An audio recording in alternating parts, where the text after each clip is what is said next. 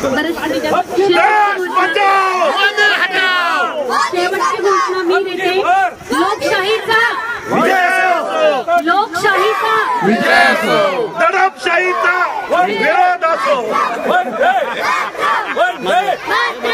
सर्वप्रथम सर्वांना नमस्कार, सर्वांचं खूप खूप स्वागत। जी मराठी न्यूज आणि NS3 चॅनलच्या वतीने मी योगिता पवार, मुख्य कार्यकारी संपादिका जी मराठी न्यूज चॅनल, आपल्या सर्वांचं, सर्वपक्षीय नेते, सर्वपक्षीय पदाधिकारी, सर्वपक्षीय कार्यकर्ते आणि सर्वसामान्य जनता, सर्वसामान्य मतदार राजा, या देशाचा कणा, सर्वसामान्य शेतकरी, जगाचा पोशिंदा, अर्थातच आपल्या सर्वांचं मी खूप खूप मनापासून स्वागत करते। जसं की आपल्या सगळ्यांना माहित आहे की भारत हा जगातील सर्वात मोठा लोकशाही प्रधान देश आहे आणि या लोकशाहीचा सगळ्यात मोठा उत्सव म्हणून लोकसभा निवडणुकांकडे बघितलं जातं। नुकत्याच देशामध्ये 17व्या लोकसभा निवडणुका जाहीर झालेल्या आहेत। 7 टप्प्यामध्ये या निवडणुका होणार आहेत। त्यातला पहिला टप्पा अर्थातच खेळीमेळीच्या वातावरणात पार देखील पडलेला आहे आणि आपला जो मतदारसंघ आहे, दिंडोरी लोकसभा मतदारसंघ, हा शेवटच्या टप्प्यात येणार आहे। म्हणजे शेवटच्या टप्प्यात 20 मेला आपल्याकडे निवडणूक होणार आहे।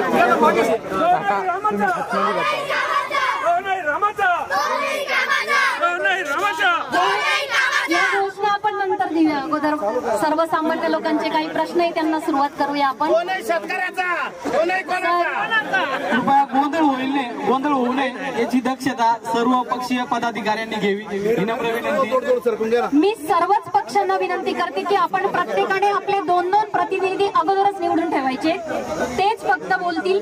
विनाकारण मध्ये मध्ये घोषणा देऊन वातावरण डिस्टर्ब करण्याचा प्रयत्न कुणीही करू नये।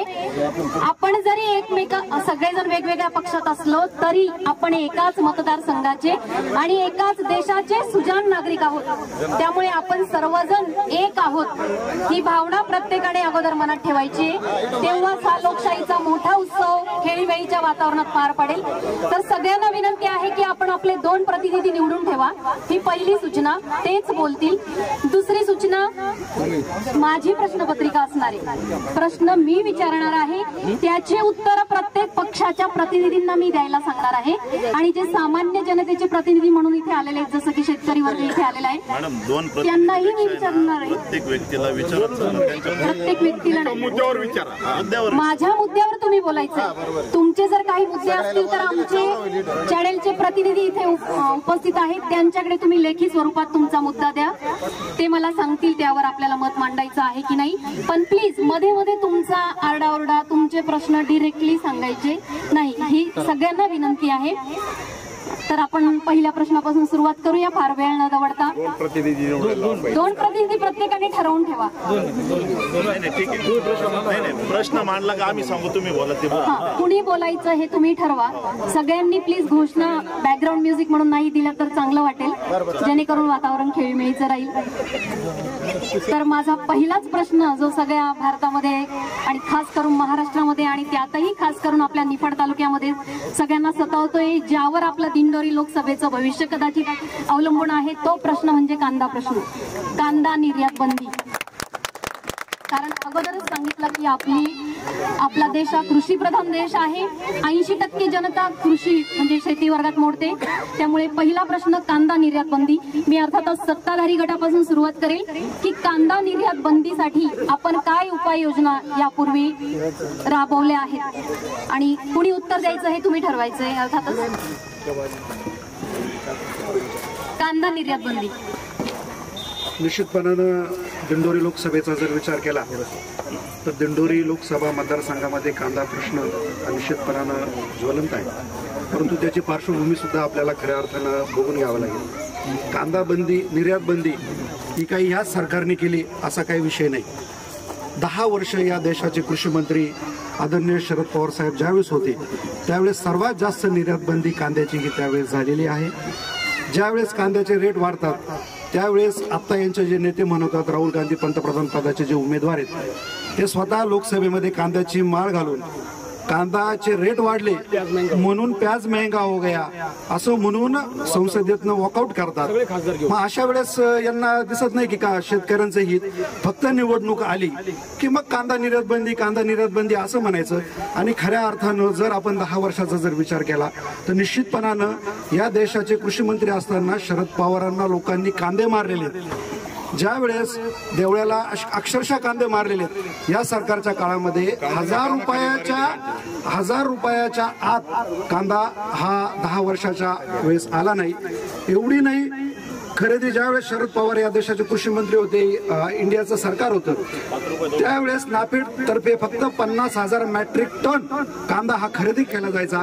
परंतु मोदी सरकार आल्यानंतर जवळपास 7 लाख मेट्रिक टन कांदा हा खरेदी केला जातो. या सरकारने, कुठल्याही केंद्र सरकारने लाल कांद्याची खरेदी ही नाफेड तर्फे केलेली नाही.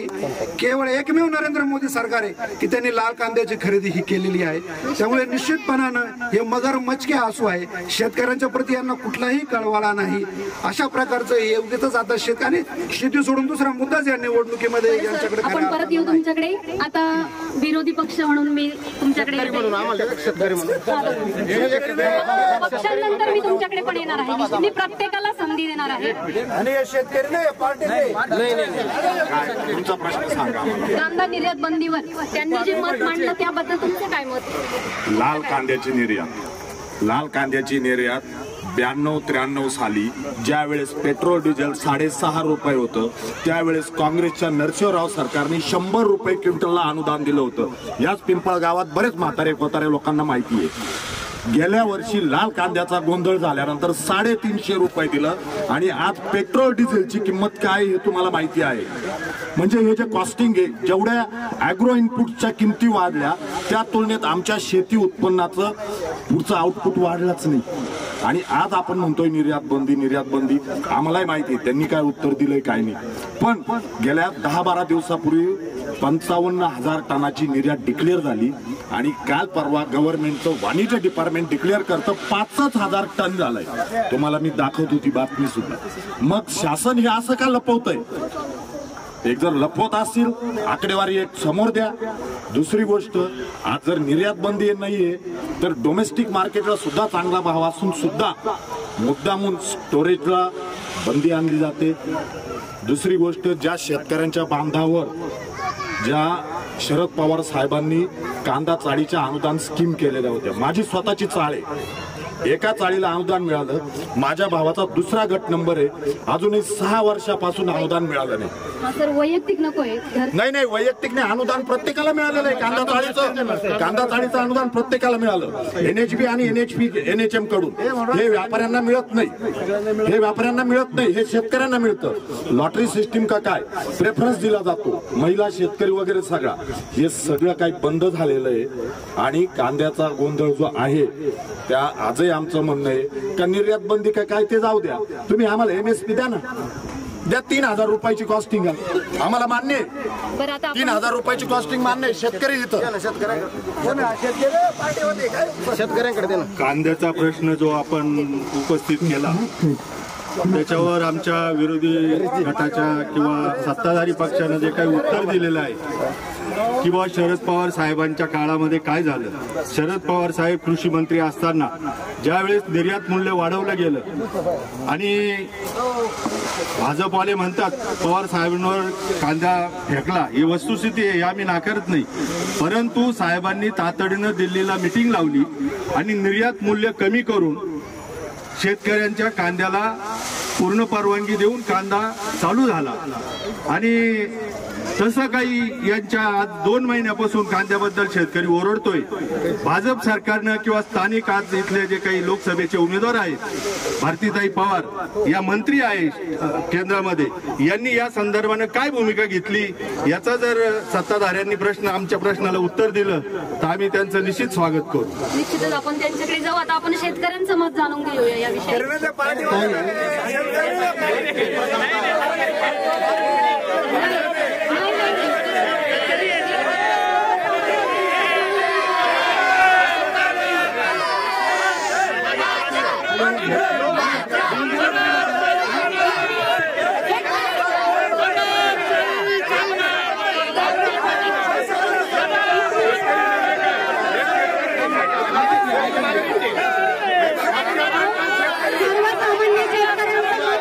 झाले कुठल्याही पक्षाने कुठल्याही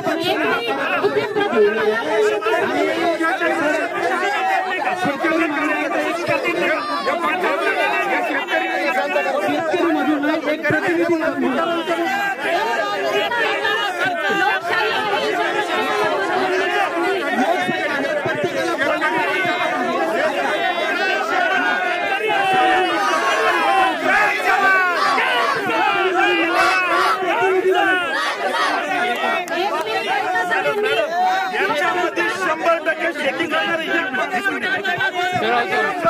शेतीवर उत्पन्न नाही चलेगी हे बघा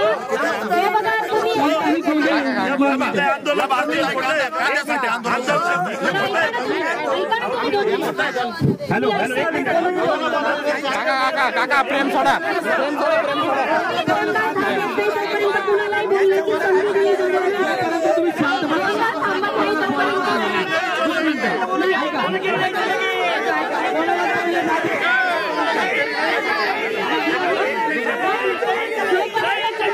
थांबवत नाही तोपर्यंत कुणालाही बोलण्याची संधी मिळणार नाही. 100% शेतकरी कोण असेल त्यांनीच बोला. ऐका सगळ्यांनी जोड कांद्याचे उद्योग असतील आडती असतील पतसंस्था असतील अशा लोकांना शेतकऱ्यांविषयी बोलायचा अधिकार नाही.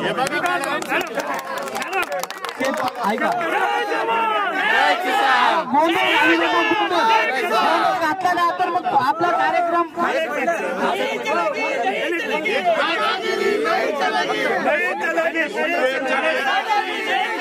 ऐका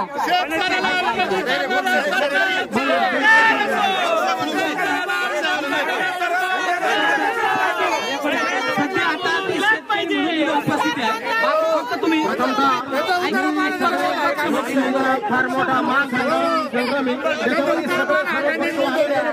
सगळ्यांचे आभार मानतो. ही सभा प्रथमतः खेळमेळीत होत्या. इथून बाहेर निघाल्यानंतर पुन्हा आपण आपले एक वाकाचे आहे बोलायचंच नसेल एक साईड मजा नाही याच्यामध्ये. मी प्रथमतः तुम्हाला एक सांगतो ताई माझ्यापेक्षा तुम्ही जास्त हुशार आहे. या देशाचा कृषी मंत्री कोणी होते तुम्ही एवढं सांगा 2 मिनिटात काढून टाकी बस. कृषी मंत्री कोणी त्यांना सांगा बस जरा तुम्ही जाऊ त्याला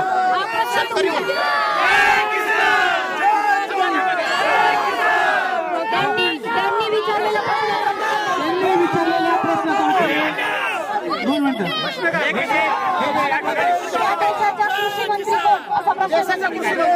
कांद्याबद्दल बोलतो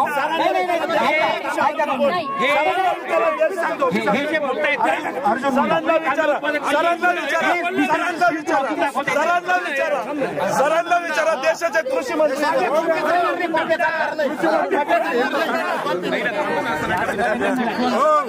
कृषी मंत्री कोण आहे विचारा.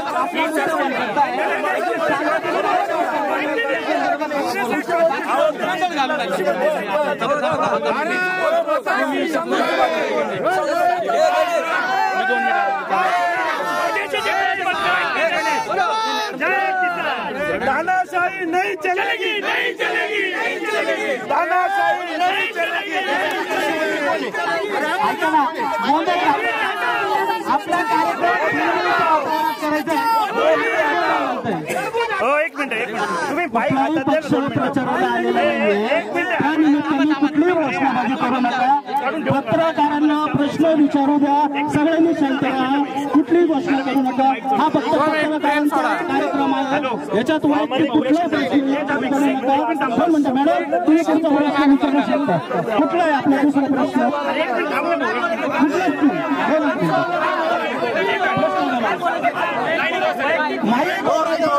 करायचा नाही. आम्ही जो प्रश्न विचारू त्याचेच उत्तर तुम्ही द्यायचे. बाकी कुठलाही कोणी प्रश्न सांगायचा नाही. ओके शांततेत घ्या. हा कार्यक्रम फक्त पत्रकारांचा नाही. मॅडम दुसरा प्रश्न विचारू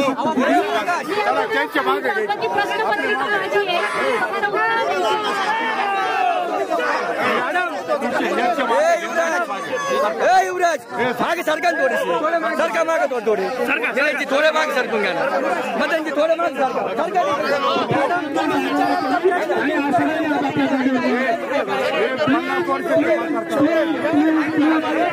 आपापल्या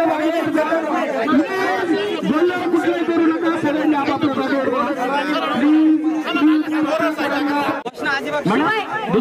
प्रश्न विचारेल त्यांनीच उत्तर द्यायचंय. उगाच आपण एका पार्टीला जेव्हा प्रश्न विचारतोय तेव्हा इतरांनी घोषणाबाजी करायची नाही. समोरच्याचं म्हणणं शांतपणे ऐकून घ्यायचं आणि छोट्या मुलांनी उगाच घोषणाबाजी करू नका. समजलं. माझा दुसरा प्रश्न आहे अवकाळी पावसासाठी शासनाने केलेल्या योजना. अवकाळी पाऊस पडल्यावर शासन म्हणजे अर्थातच सत्ताधारी पक्षाने ज्या काही योजना राबवलेल्या आहेत त्याविषयीचा माझा प्रश्न आहे. मी प्रश्न त्यांना विचारते आणि त्यानंतर त्याविषयीचं मत आपण मांडायचंय.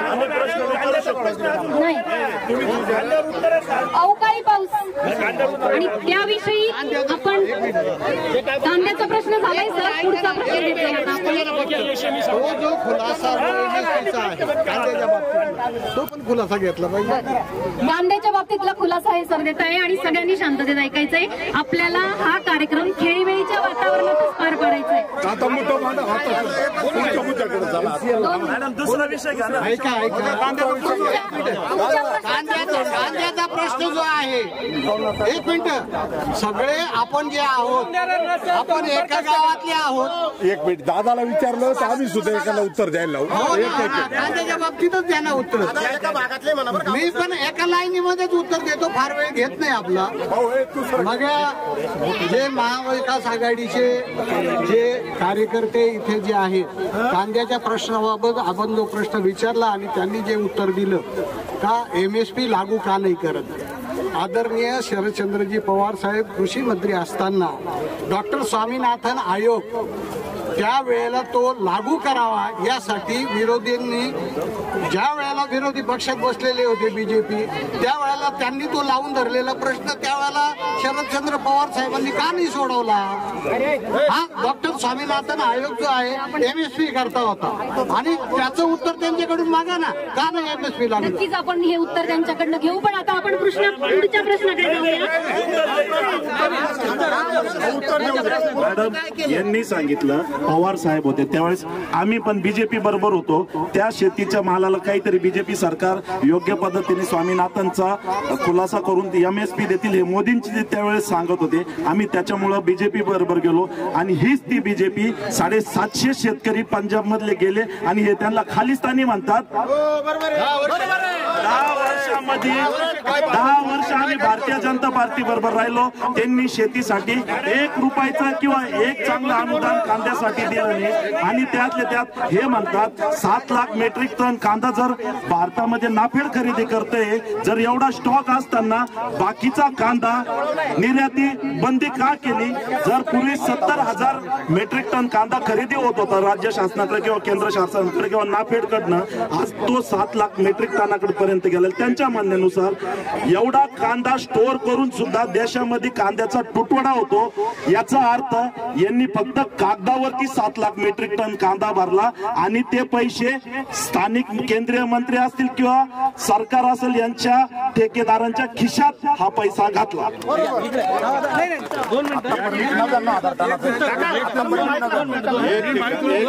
एक मिनिट, तुम्ही 10 वर्षापूर्वी मोदी साहेब या देशाचे पंतप्रधान झाले.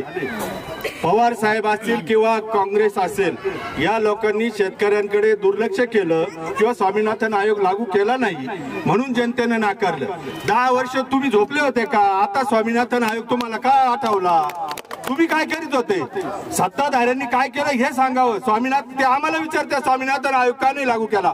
केंद्राच्या सत्तास्थानी तुम्ही, राज्याच्या सत्तास्थानी तुम्ही आणि विचारत्या विरोधी पक्षाला का स्वामीनाथन आयोग लागू का नाही केला.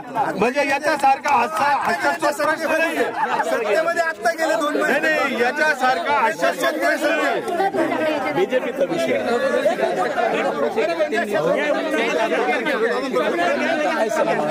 मोदी सरकारचं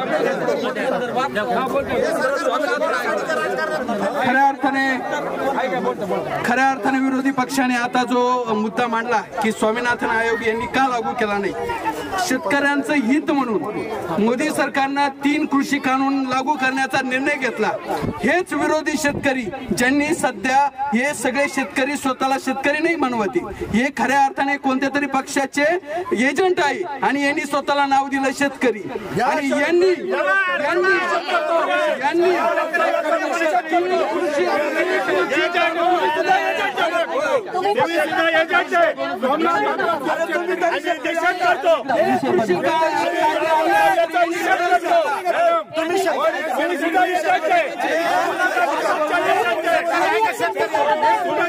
भारतीय जनता पक्षाचे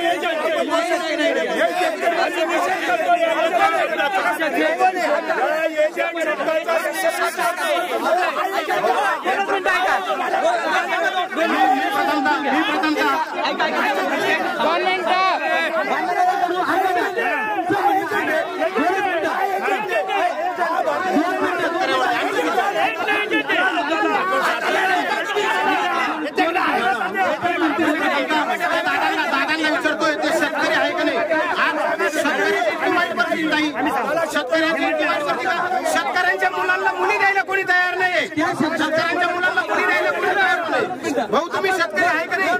आज शेतकऱ्यांच्या मुलांना कोणी मुली द्यायला इतकी वाईट परिस्थिती निर्माण झालेली कोणामुळे?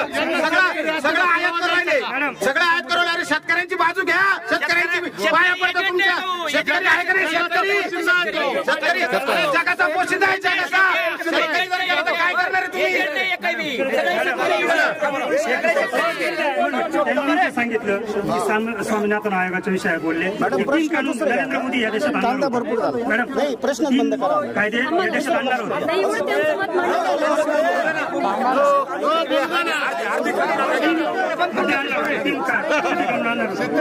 शेतीविषयी 3 कायदे फक्त 3 दलालांसाठी. 3 कायदे फक्त 3 दलालांसाठी. अदानी अंबानी यांच्यासाठी या दलालांसाठी. हे लोक आम्हाला हे लोक शेतकऱ्यांना विचारा. तुम्ही 3 कायदे म्हणता ना, कायदे काय होतं उद्या सांगा पहिले. तुम्ही सांगा.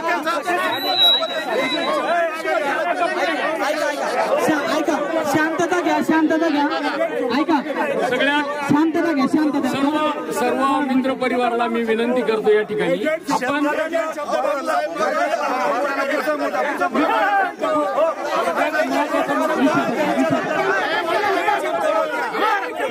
शेतकऱ्यांसाठी केंद्र सरकारने शेतकऱ्यांसाठी एक मिनिट मॅडम, शेतकऱ्यांसाठी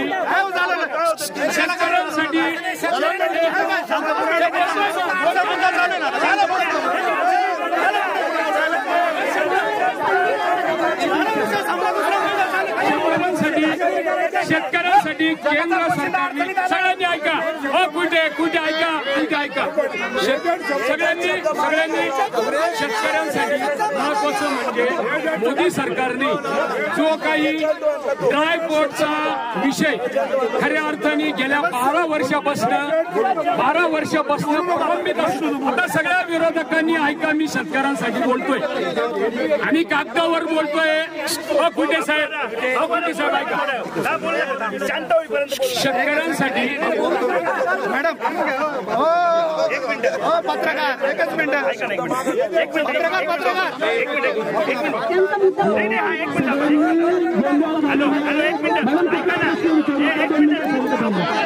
बघा, हा कार्यक्रम पत्रकारांचा मी पहिले सांगितलं, आता सांगतोय, हा कार्यक्रम फक्त खेळीमेळी नव्हता. इथं पर्सनल कुठल्याही गोष्टी आणू नका.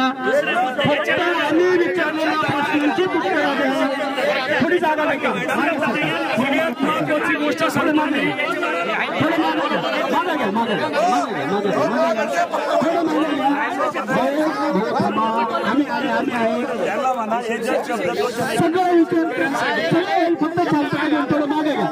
शेतकऱ्यांसाठी सगळ्यात महत्वाचं म्हणजे जो काही ड्रायपोर्टचा विषय गेल्या 12 वर्षापासून खऱ्या अर्थाने पेंडिंग होता.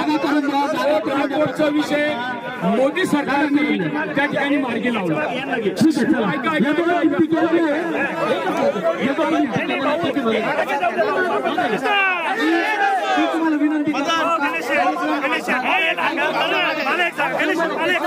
तुम्ही राज्य केंद्राचा विषय नका घेऊ. इकडे आम्ही भारतीय पवारांना का मतदान करायचं?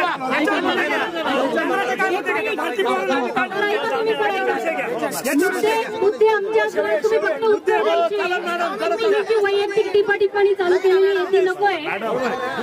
इथे खरं तर आपण सगळेच जण शेतीवर डिपेंड आहोत. त्यामुळे सामान्य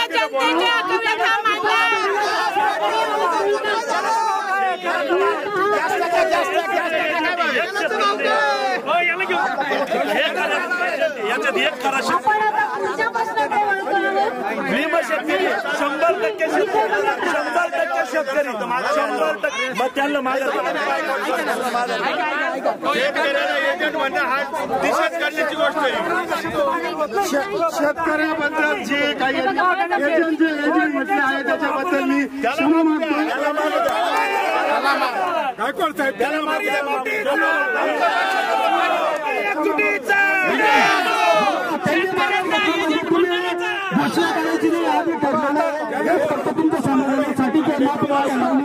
उत्तर द्या आता आपल्याला देत आहे आणि सगळ्यांना विनंती आपण ते शांततेने ऐकायचं. बोला बोला बोला. पहिला मुद्दा मॅडम, इथे काय डिबेटिंग जी चालू आहे ती खेळीमेळीच्या वातावरणात झाली पाहिजे. मी सगळ्यांना विनंती करतो, आपल्या सगळ्यांना माहिती आहे 12 वर्षापासून ड्रायपोर्टचा विषय पेंडिंग होता. आरोग्य विषय क्लिअर करतो, मध्ये कोणी बोलू नका. जो ड्रायपोर्टचा विषय 12 वर्षापासून पेंडिंग होता, आरोग्य विषय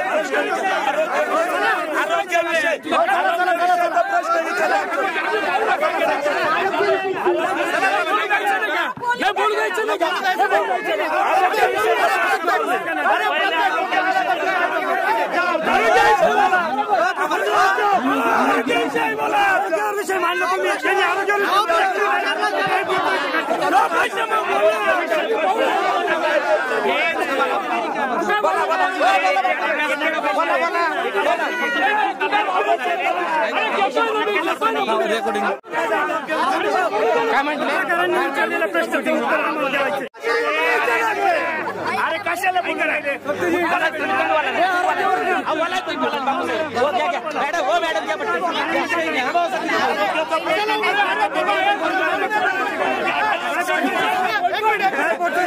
याला विचारा, हाच प्रश्न करा, हाच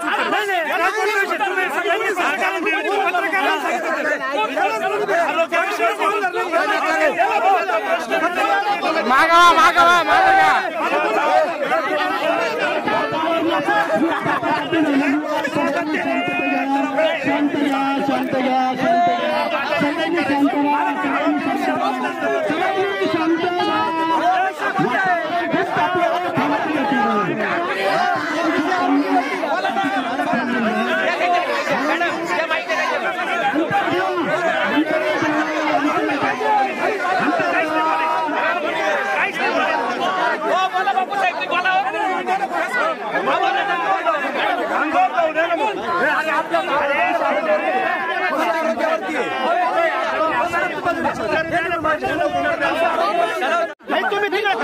या लक्ष्मण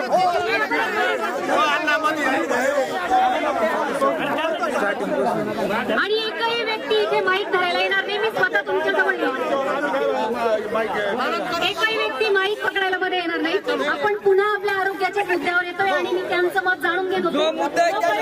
कुठल्याही घोषणाबाजी असणार नाही. आपल्याला विनंती, जो मुद्दा दिलेला आहे त्यावरच आपलं मत मांडावं. जनतेचे प्रतिनिधी म्हणून तुम्हाला मत मांडायचं आहे. आम्ही बोलणार नाही, आम्ही बोलणार नाही मॅडम. त्यांना विचारलेलं पाहिजे, त्यांना कुणीही बोलणार नाही. आम्हाला बोलायचं नाही. त्यांना विचार मॅडम, आमच्याकडे सांगायला काय नाही, तुम्ही त्यांना विचारा. सोपा प्रश्न. त्यांना विचारा. आमच्याकडे सांगायला काय नाही, तुम्ही त्यांना विचारा. त्यांना विचारा.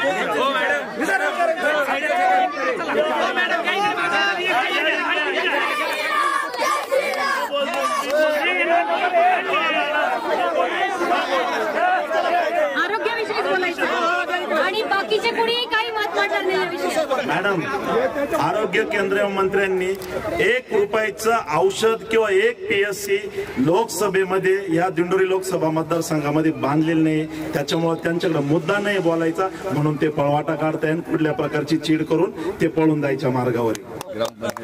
आणि मॅडम आणखी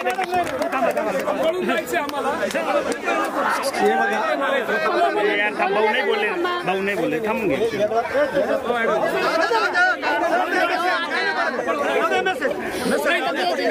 पळून जायचं आपल्याला नाही बोलायला काही नाही आमच्याकडे.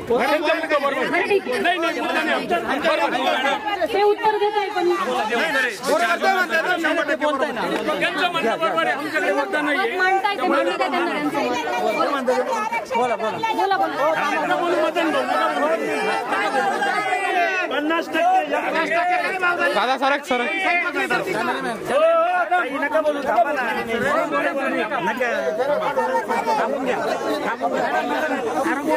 बोला काय बोलायचं आम्हाला. विरोधकांना जर ऐकूनच घ्यायचं नाही तर आम्हाला बोलायचं. ऐकून घ्यायचं ते तुम्ही बोला. महिला प्रतिनिधी म्हणून त्या मत मांडताय त्यांना बोलू द्या. नाही असं नाही दडपशाही नको. नाही म्हणत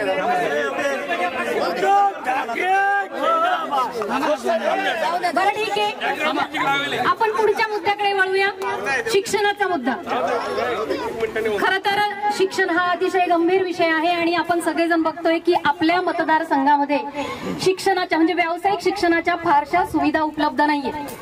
साधे ग्रॅज्युएशन पर्यंतचे कॉलेजेस सगळीकडे आहे पण MBBS सारखं कॉलेज म्हणजे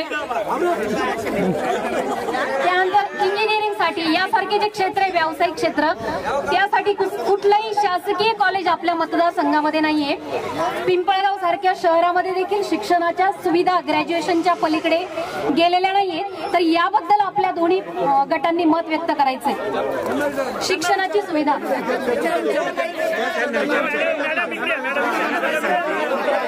नाही असं नाही बोलू दे.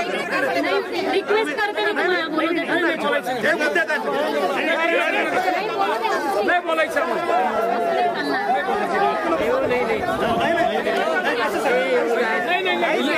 कोणी बोलतंय का फोन केला नाही मुद्दे नाही आमचा. मॅडम मुद्द्याविषयी कोण बोलतंय. एकही नवीन शाळा केंद्र सरकारने 10 वर्षात पिंपळगाव आणि संपूर्ण दिंडोरी मतदारसंघात एखादं डिप्लोमाचं कॉलेज चालू केलं नाही, इंजिनिअरिंगचं कॉलेज चालू केलं नाही, नर्सिंगचं गव्हर्नमेंटचं कॉलेज चालू केलं नाही. अगदी बालवाडीपासून शाळेतले मुलांची टेंडरिंग सिस्टीम चालू केली आणि त्या परिणाम प्रत्येकाला पैसे दिल्याशिवाय ऍडमिशन मिळत नाही. नर्सिंगला पैसे द्यावे लागतात, शाळेमध्ये पैसे द्यावे लागतात, डिप्लोमाला पैसे द्यावे लागतात. या केंद्र सरकारने अक्षरशः शिक्षण विकायला काढलेले. टेंडर सिस्टीमनी पैसे गोळा करून राहिलं. IIT नाही, डिप्लोमा सगळ्या शिक्षणाच्या सुविधा एकदम बंद केलेल्या आहेत. त्याच्या हे सरकार म्हणजे ठेकेदार सरकार आहे. या सरकारने एकही सुविधा एकही शाळा निर्माण केली नाही. एकच आपच्या सरकारने दिल्लीमध्ये चांगल्या सुविधा निर्माण केल्या म्हणून आपच्या केजरीवालला मध्ये ठेवून दिलं.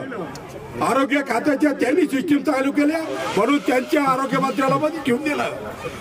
नाशिक जिल्ह्यात आरोग्यमंत्री असताना त्यांनी एक तरी प्राथमिक आरोग्य केंद्र चालू केलं, सरकारी दवाखाना चालू केला?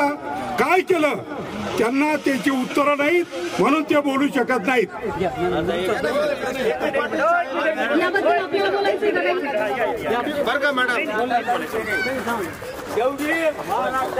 सर्वांना एक विनंती करायची होती. साहेबांनी एक प्रश्न विचारला, त्याच्या आधी मॅडमनी एक प्रश्न विचारला. माझ्या सर्वांना एक सांगणं आहे.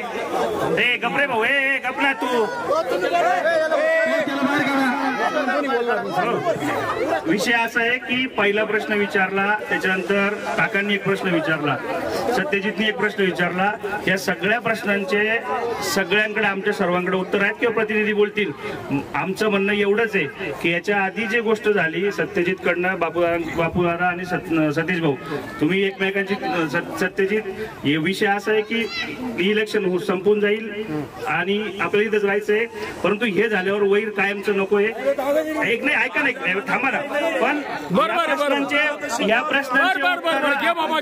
प्रश्नांचे उत्तर आहेत मॅडम या सर्व प्रश्नांचे उत्तर नाही या सर्व प्रश्नांचे उत्तर आहेत परंतु सर्वांच्या प्रश्नांची उत्तर देण्याची आवश्यकता नाही या प्रश्नाची उत्तर देण्याची उत्तर देण्याची इच्छा नाही तुम्ही मध्ये यायचं नाही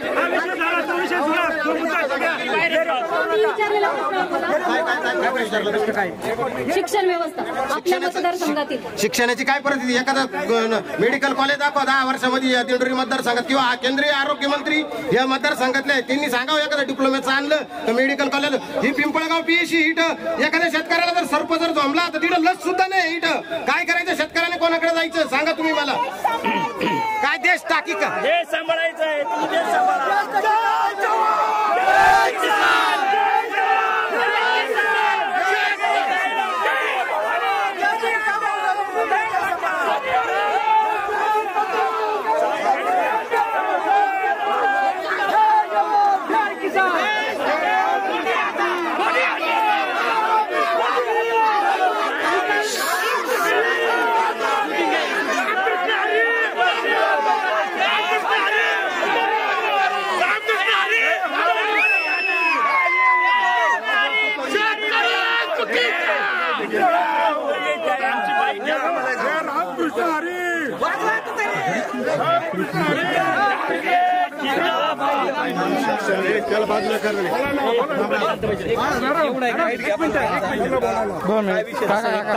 एक काम करा असं उलट वर हा लाईट आज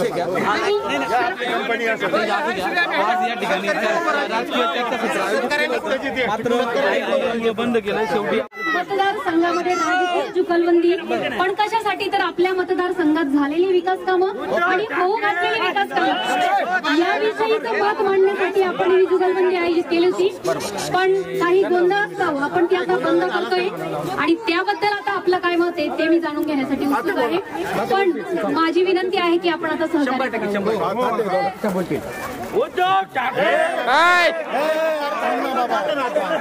या ठिकाणी प्रथमतः पिंपळगाव नगरीमध्ये वार्ताहर मित्रांनी सामान्य जनतेचा आवाज किंवा पक्षाची धोरणं ही सामान्य जनतेपर्यंत गेली पाहिजे या निमित्तानं जी काही वार्ताहर किंवा रणसंग्राम आयोजित केला होता त्या रणसंग्रामामध्ये सर्व पक्षांचे पदाधिकारी आणि कार्यकर्ते उपस्थित झाले होते। प्रथमतः मी वार्ताहर मित्रांचं राष्ट्रवादी काँग्रेस पक्ष महाविकास आघाडीचे घटक पक्ष या सर्वांच्या वतीनं आपलं मनपूर्वक असं स्वागत करतो अभिनंदन करतो। परंतु या ठिकाणी मी जाहीर करू इच्छितो की सत्ताधारी पक्ष आज 10 वर्षापासून सत्तेत आहे आणि वार्ताहर मित्रांनी जी काही प्रश्न विचारली तिला समाधानकारक उत्तर भाजपकडे किंवा त्यांच्या कार्यकर्त्याकडे नव्हती आणि म्हणून त्यांनी या वार्ताहर परिषदेमधून काढता पळ घेतलेला आहे। आणि दुसरी गोष्ट भाजपचे जे काही दलाल आहेत त्यांनी शेतकऱ्यांना अख्ख्या देशातल्या शेतकऱ्यांचा अवमान केलेला आहे एजंट हा शब्द वापरून या गोष्टीचा महाविकास आघाडीच्या वतीनं मी जाहीर निषेध करतो। त्याचप्रमाणे आमचे सत्यजित मोरे विषयाला धरून बोला हे सांगत असताना भाजपच्या कार्यकर्त्यांनी जो काही सतीश मोरेवर जीवघेणा हल्ला केला त्याचा सुद्धा सत्यजितवर त्याचा सुद्धा मी जाहीर निषेध करतो आणि पत्रकार मित्रांना पुन्हा एकदा धन्यवाद देतो आणि थांबतो। जय हिंद जय महाराष्ट्र रामकृष्ण हरी रामकृष्ण हरी रामकृष्ण हरी शेतकरी एकजुटीचा बस ओके ताई तुम्ही ही पिंपळगावला ही आयोजित केली पत्रकार परिषद माझी तुम्हाला एक शेतकरी म्हणून हात जोडून विनंती काही एखाद्या खेड्या गावामध्ये तुम्ही घेण्यात यावं बस एवढे हात जोडतो। तुम्ही लोकशाहीचा चौथा स्तंभ आहे आम्ही न्याय तुमच्याकडे नाही बघायचं मागायचं तर कोणाकडे मागायचं कारण प्रत्येक ठिकाणी हुकुमशाही चालू झालेली शेतकऱ्यांनी कोणाकडे सामान्य माणसाने कोणाकडे दाद मागायची तुम्ही चेकमेव आहे तुम्ही खेड्यामध्ये विनंती आहे एक पत्रकार परिषद घ्या आपल्या विनंतीचा धन्यवाद धन्यवाद आम्हाला बोलायला तुमच्या गावाच्या उद्या दावत वाढवली पण मी त्यांना आणि आमच्याकडे खेळ मिळतोय किती प्रामाणिक वाटतं शेवटची एक विनंती सगळ्यांना करू इच्छिते हा खूप मोठा उत्सव आहे आहे आपल्या लोकशाहीचा, त्याचा मान राखूया आणि 20 मेला प्रत्येकाने आवर्जून आपली सगळी कामं बाजूला राखून निपक्षपातीपणे मतदान करायचं आहे. लोकशाहीचा धन्यवाद. आपण सर्वजण या ठिकाणी आलात, आम्हाला सहकार्य केलं त्याबद्दल मी दोन्ही चॅनल्सच्या वतीने आपल्या सर्वांचे आभार मानते. धन्यवाद.